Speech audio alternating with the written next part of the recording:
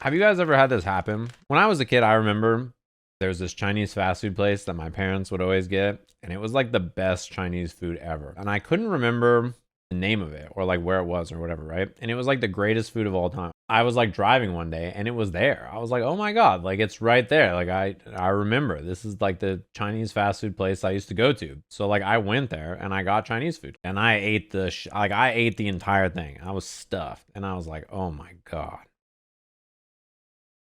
That food was kind of trash. It tasted like really whatever American Chinese fast food. I was like, that there was nothing special about that at all. Like, don't get me wrong, I ate every bite, but that was not great. It was just okay. Then I was like, nah, they probably got bad over the years or something, right? It's probably just bad now. Maybe it used to be good. Then I thought about it and I was like, no, it was always bad. You just think very fondly about the memory of that food.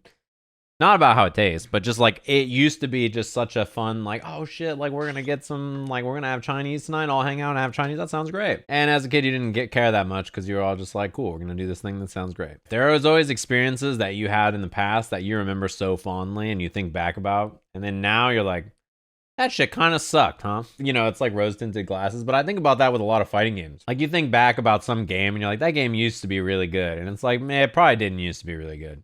You probably used to just play it with your friends and you used to love it. Or that scene you were with, or like that experience of being brand new to fighting games, or that enjoyment of learning fighting games, or whatever that genre was. Like you realize, like, oh my God, that is the fast food Chinese place. It was probably a nasty ass game with some nasty ass shit in it. You know what's funny is like the best memories I have of fighting games are like not even the fighting games themselves. It's like playing that fighting game and then like going to Denny's at like 2 or 3 or 4 in the morning after, hanging out with people and then leaving. That's like the best experiences I can remember about that fighting game. And Denny's isn't great and neither was the fighting game. They really deserved each other.